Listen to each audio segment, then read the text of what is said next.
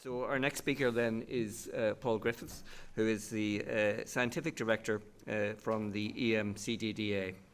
Paul's worked in the drug field for over 25 years, including in the National Addiction Centre in London. He holds an honorary position as visiting senior lecturer in the Department of Addictions in the Institute of Psychiatry in King's College, and his recent publications have included the impact of COVID and drug markets, monitoring drug trends in the digital market. And he's going to speak to us today about identifying and communicating future research and monitoring needs at the EU level, a perspective from the EMCDDA. Paul Griffiths.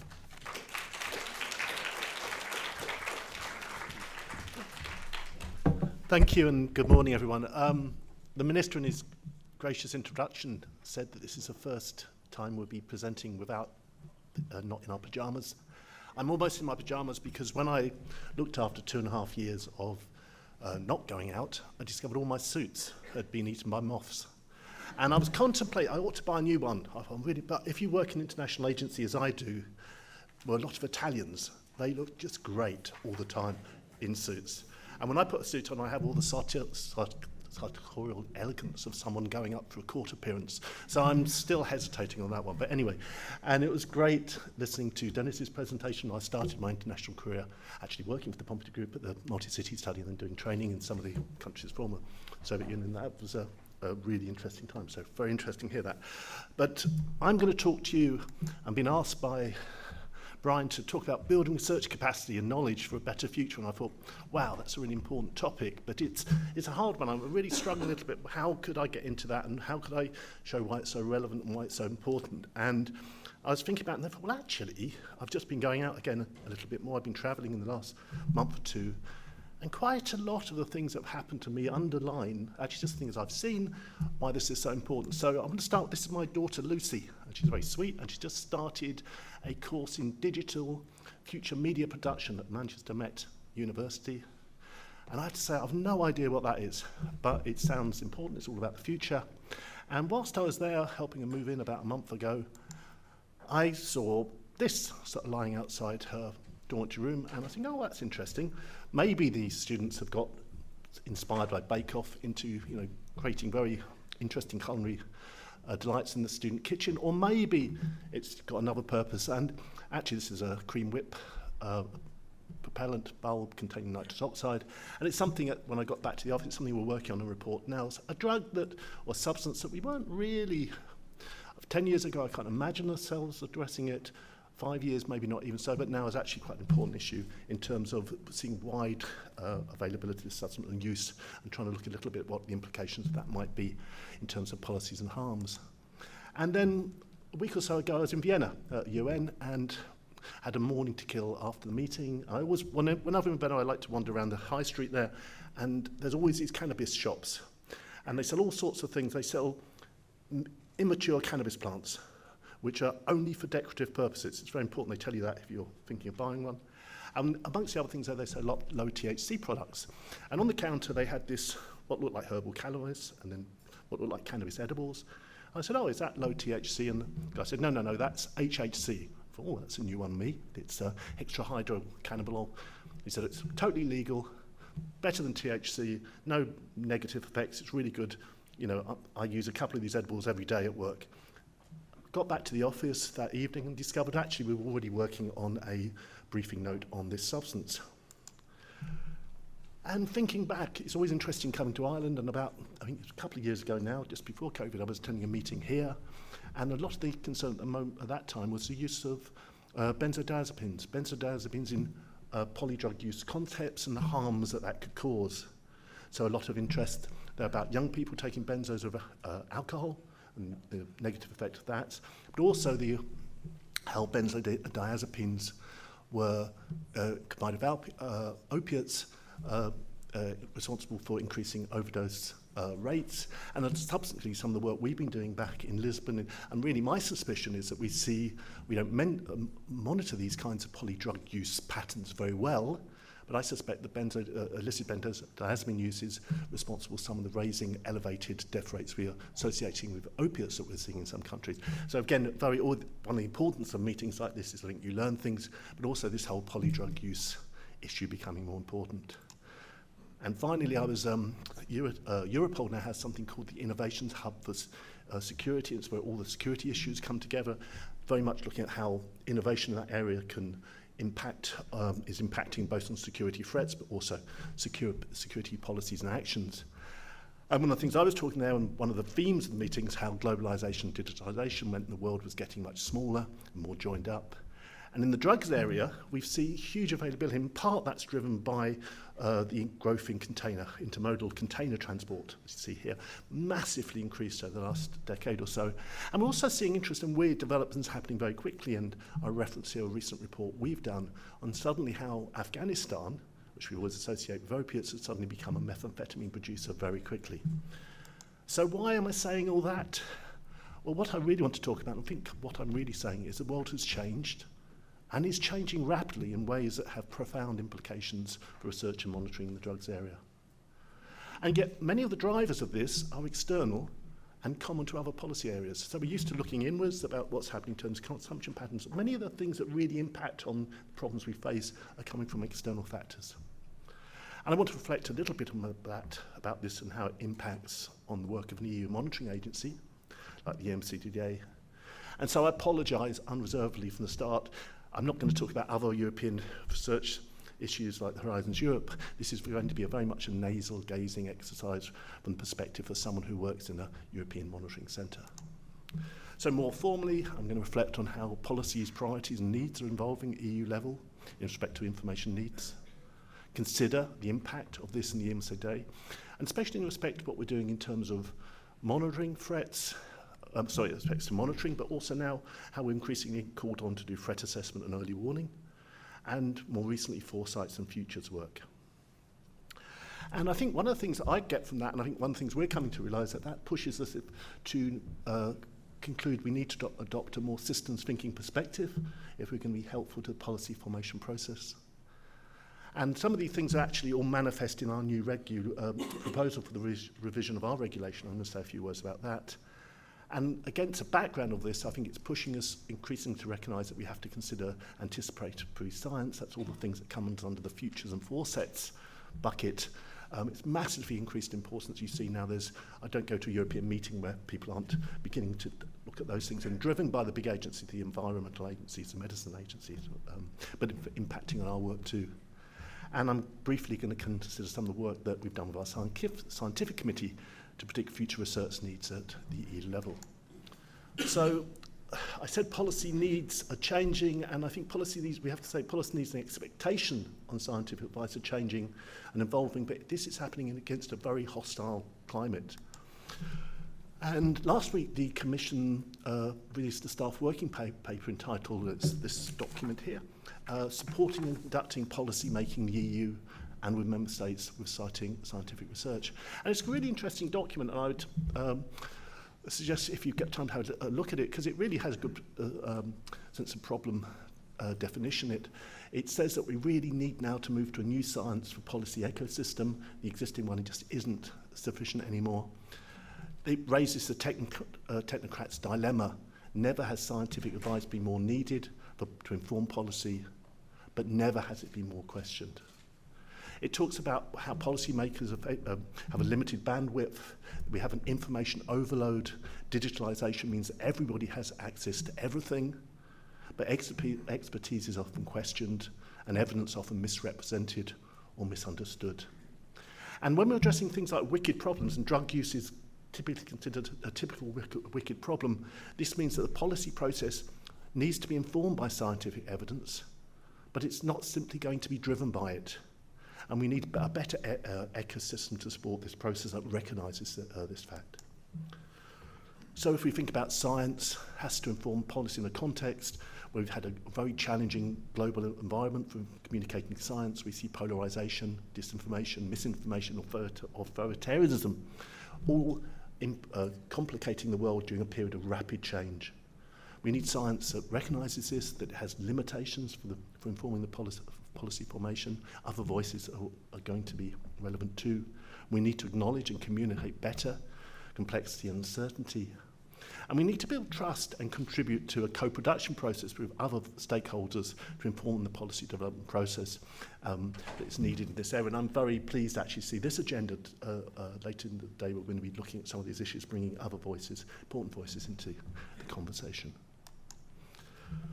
So when I mentioned wicked problems, and really I won't talk about them in detail, but I think wicked problems tend to be ones I'm focusing on, that interconnected nature with other social problems, and often where there's incomplete or contradictory knowledge. And when we think about drugs, we have to say that drug problems don't exist in a vacuum, but they interact with, complicate, and exacerbate problems in other policy areas. So if I'm taking all that as a background, what does that mean for me? What does it mean for the agency I work for? Well, I think when we look at the expectations on us, what we're seeing now, we're asked to do things more rapidly in terms of reporting. The old model of, I'm presenting data based on a survey that was done 3.5 years ago, simply isn't sufficient on its own anymore. We need to be more agile in addressing new topics, identifying new threats, and particularly in disseminating innovation.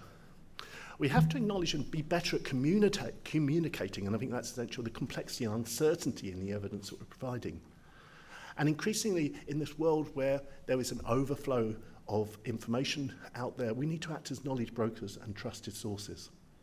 And we have to contribute to an ecosystem for scientific advice, but recognising in that system the role of other actors, importantly affected communities. And I think we have to be much more solution-focused, rather than just explaining what the problems are, actually suggesting what some of the solutions are. And we have to adopt a more system-thinking perspective. And contribute, particularly for my agency, increasing the pressure to contribute to EU resilience and preparedness. And preparedness isn't a word, I think 5 or 10 years ago you ever saw anywhere. We were quite early adopters of it, I must say, but I haven't seen any European document in the last year or two hasn't got the word right up there at the beginning of it. And why is everyone so interested in resilience and preparedness these days? Well, I think we live in, this slide sort of explains that, but there's a growing recognition of the need for anticipatory science, which by that I mean foresights and futures work. And I said, in terms of that complexity and this rapid change, why do then we talk about systems thinking? Well, system thinking very simply is a way of making sense of the complexity in the world by looking in terms of wholes and relationships rather than splitting it down into parts. And a lot of what we do sometimes in providing scientific evidence and advice is quite reductionist. We look at particular populations in particular settings with particular defined outcomes. But that has to be interpreted for policy in a much more broader, complicated system. And has to be, and system thinking allows us to be developing effective action or effective actions in complex situations. And if you think that's what actually the tasks that policymakers are faced with, they're not dealing with small parts of the picture, and they're needing to address how to act in a complex system. So what does that all mean for my agency, a drugs monitoring agency? Well, if you look back at the way we used to work, and if you look back at our first regulation, it was really all about routine monitoring. And if you read our first regulation, 1993, we started work in 95, it was all about harmonisation, basic reporting, reactive from what data member states were collecting. That tends to be reactive but robust. There is uncertainty there, but we can usually quantify that uncertainty. As we moved on, and first we had MDMA, ecstasy appearing, really sort of shocked a lot of policymakers. This new drug had come out of nowhere. That started some discussion about early warning systems. Then we had the MPS phenomena.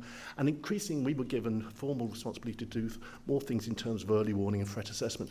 And that's more signals-based, so you're not looking at a complete data set. You're picking up on signals. It's much more proactive, but there's much greater levels of uncertainty.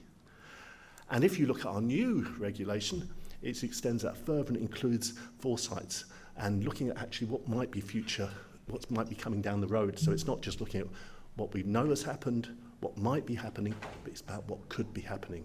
And I think from a systems perspective, as an information agency, we increasingly have to embrace all these different areas. So just to say a few words about what's happening in terms of our regulation, if you're not aware about it, probably you aren't. It's probably much more a topic of interest within the organisation. But its timeline is currently under discussion, possibly implementation in 2024. And we're changing from being an EU monitoring agency into an EU drugs agency, and I think that is small, losing that letter, but I think it's going to have quite profound implications. And our new work is, substantive work is clustered under 3 chapters. One is called monitoring, that's a sort of old work we used to do. There's a new one called preparedness, that word again. And there's also competency development, how do we support those processes. And just to tell you some of the differences and things in there, we still have the monitoring capacity, but that's been extended. We now have responsibility for precursors, greater emphasis on drug markets, a lot more focus on best practice and policies, and a lot less emphasis, I must say, I think it's only mentioned once in terms of data harmonisation. There's a direct link to EU policy documents like the EU drug strategy that never used to exist in the past, so that's about making us more relevant to the policy process. And there's an explicit call for greater dialogue with civil society and people who use drugs, and that's quite new and I think a welcome addition to our mandate.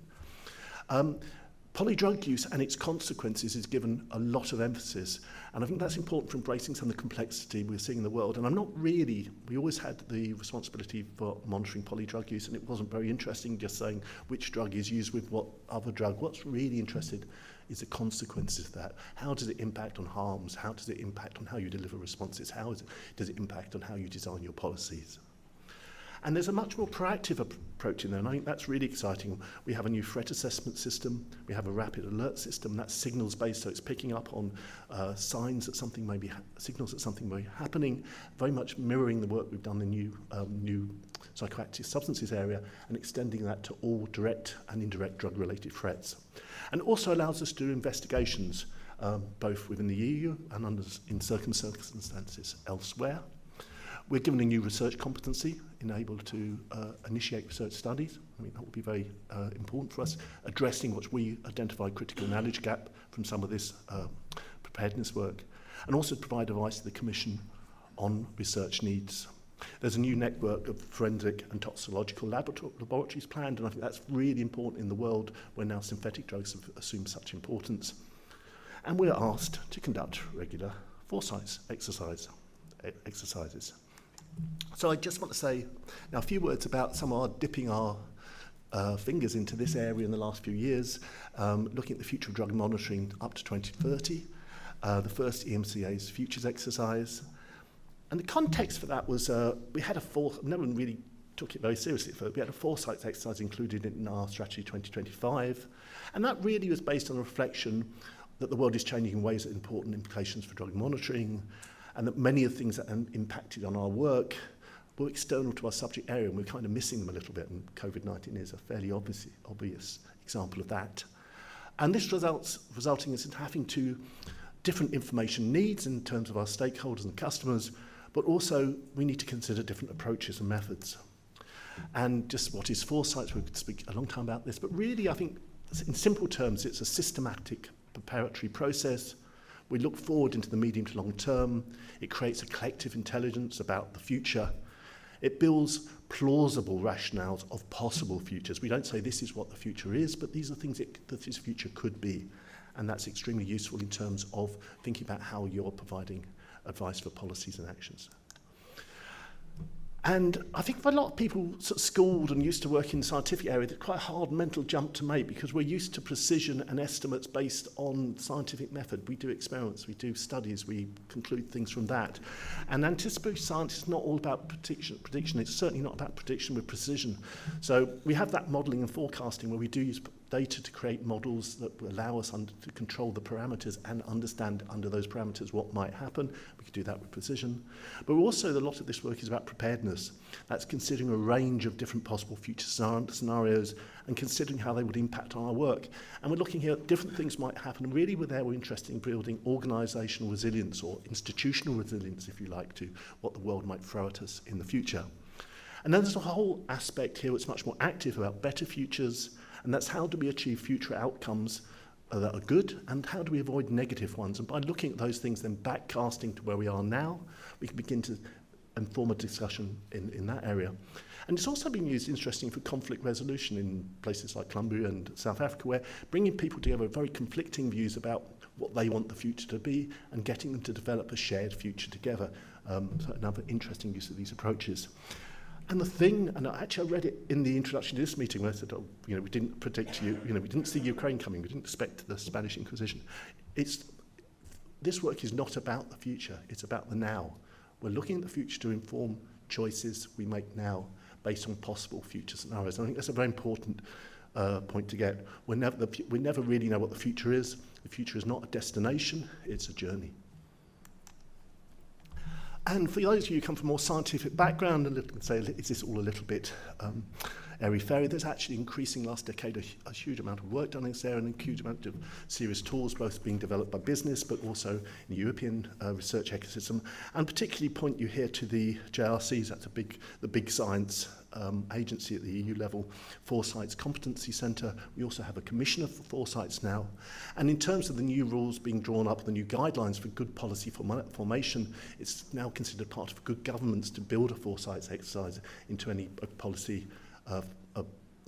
policy design, but also policy evaluation in terms of future needs.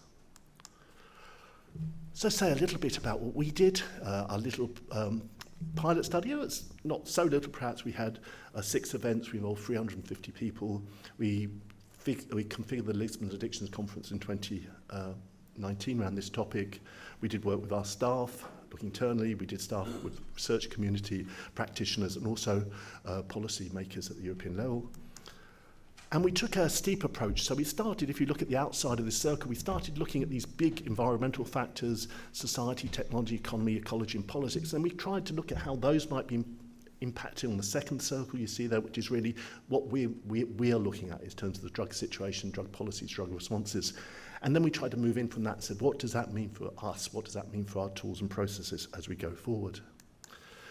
And we based a lot of this work. We started off on some of the JRC's Joint Research Centre's Megatrends Hub. There, I told you the future's always changing. They're actually reviewing the Megatrends Hub at the moment. But these are the policy drivers that are seen as being impacting across all policy domains at the European level at the moment. And from this work, quite a strong finding coming out all the exercise we did that 5 drivers were seen as most profoundly impacting on the drugs area over the next 10 years, and those were accelerating technology, change in hyperconnectivity, diversifying inequalities, shifting health challenges, increasing demographic imbalances, and climate change, environmental degradation. And what's interesting is these aren't things we normally think about when we're designing our responses, thinking about our future work. So it was very interesting as an organisation to actually have this sort of perspective pushed upon us. And in terms of some of the more what we call in the languages emerging signal, weak signals and emerging trends, these are things where you really highlight the, they have importance, you need to do more work on them is essentially the message here. And that's in shift in terms of the drug policy discourse around laws and policies, how we're looking at harms, how cannabis policy changing. Some of the stuff we just heard in Dennis's presentation about just in discourse on addictions more generally, bringing out behavioural addictions, for example, but also things like using psychedelics as medicines, actually a big issue at the moment people are beginning to talk about. Shifts in drug markets, and particularly in terms of the increases in the really how the body's changing a lot now, how we see the production of synthetic drugs and the implications of that, and also how that also we're having a blending between illicit drugs and medicinal products, pseudomedicines and lifestyle products. And in shifts in drug services and increasing use of, we saw that driven a lot by COVID and E&M health interventions, but also things like wearable technologies and a lot new pharmacotherapies, and a lot of these things coming down the line to us in the next decade are going to change the world we operate in. And for an organisation, this pilot exercise had all sorts of offshoots we didn't expect. Foresights was, to our horror, to our joy, was included in the EU drug strategy as an element. Internally, we developed a trend a toolbox on how to run a trend workshop in the drugs areas. We saw some of the focal points taking up, and particularly think about this meeting last year. The National Drugs Forum took up a Foresights exercise here, and which is a really interesting project. And we also have seen a group of our focal points have banded together and formed a consortium and obtained funding from the European Commission to do more work in this area. And finally, I want to say, well, after that, we wanted to see if how good my agency are wringing everything we can out of a topic. How can we use it further? And since 2011, our scientific committee, and Catherine Kamensky, I think is here somewhere, Catherine here. Hi, Catherine. Chair of our scientific committee, led this work. And since 2011, we've been asked to provide the horizontal drugs groups, which is the main policy coordination group in the drugs area, with information on, with input from our scientific committee on research priorities. And I have to say, a lot of time it's a bit ad hoc exercise. Often you felt it was people flagging up their own particular areas of interest. We didn't really have a method for doing this. And with an eye to the future, looking at our new regulation, we wanted a pilot approach to do this more systematically and more at a strategic level. So we designed a Delphi survey based on the results from the futures exercise. We developed 25 Delphi theses. The metrics for that were impact and time to maturity. So how important will it be and how quickly will it happen? It was conducted in July and August and reported the HGG in October. I understand that by Catherine. I understand that presentation went down very well. And Catherine tells me, and other people tells me, but I couldn't possibly comment in my role, that there seemed to be a disconnect between priorities identified in this exercise and current research spend. And so I think that's an interesting thing to mull over. Just to tell you some of the things that they were came out of scientific committee's work. It was, in terms of time to impact, these are things that are going to kind of hit us quite soon. We might be too late even to respond to them. It's things that increase impact of polydrug use, again, including medicines coming in there. Innovation in drug distribution, and we're seeing digitalisation. We're seeing that happening at a really rapid pace. One of the other things, I didn't show you the slide, another slide I had was in Manchester of actually digital adverts, which you can have drugs delivered to your dormitory if you're a student, which you can access with your mobile phone, which is stuck on the floor as you're walking down the main High Street. Increased instability in Europe's neighbouring regions, and we see Ukraine, and that's a big one, but there's actually, if you look around a number of other parts, countries bordering the EU, we see all sorts of threats and social developments there that had the impact to profoundly change the drug problems we are going to face in the future. And in terms of the things that were most significant, and again, it's not really necessarily where all our research attention are going, the things that were identified in changing cannabis policies, and we have regular meetings at our level with the Food Agency, with the people responsible for seed registration in the EU. We have hundreds of registrations of cannabis seed types and phenotypes coming on at the moment. We have novel food applications. We have issues about, EU is essentially about ensuring free trade, and with lots of things with different countries adopting different policies. In some countries, if you have low THC products allowed in one country, can you take them into another country where the drug policies and market policies come into conflict? We have issues with the Common Agricultural Policy, which actually defined hemp based on THC potency. That was always for regulatory purposes, now being used as a public health measure. It was never intended for such. It really doesn't work as one. So I was rambling on a bit. Polydrug use again, impact of digitalisation and increased importance of synthetic drugs. And again, we're seeing a lot of changes in synthetic drugs and things like methamphetamine and cathinones being produced now in Europe in ways that really would have been quite unpredictable but a few years ago. So I told you I didn't really know how to start this presentation. I got to the end, I didn't really know how to finish it, and I was trying to think how some wise person once told me, Paul, have a point to your presentations. It makes it far more interesting for the audience. I think they were trying to tell me something. But I think this quote really sums it up a little bit. Until recently, social and cultural systems were built around the belief that life generally happens as expected. In the 21st century, we are seeing many social, cultural, and ecological systems unravelling. Today's world is complex and unreliable. And I think if you take that and you work it out, as I do in an information agency, what that tells you, why as a knowledge agency, we need to invest more in foresights and systems thinking. And that's really, I think, the one main take-home message I was trying to say this morning. And finally, breaking news, I was reading on the plane yesterday in The Guardian that permacrisis has been chosen by Collins as the new word of the year for 2022. Thank you.